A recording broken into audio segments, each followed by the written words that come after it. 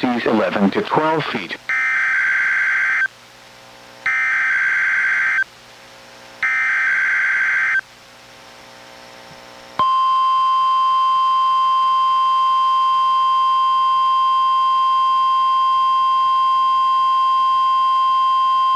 This is the National Weather Service office in Portland, Oregon.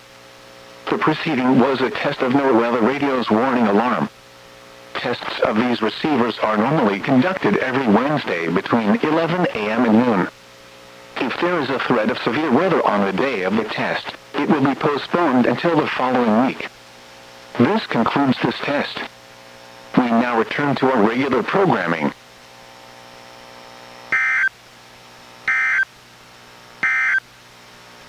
Coastal marine forecast for the waters from Cape Shearwater, Washington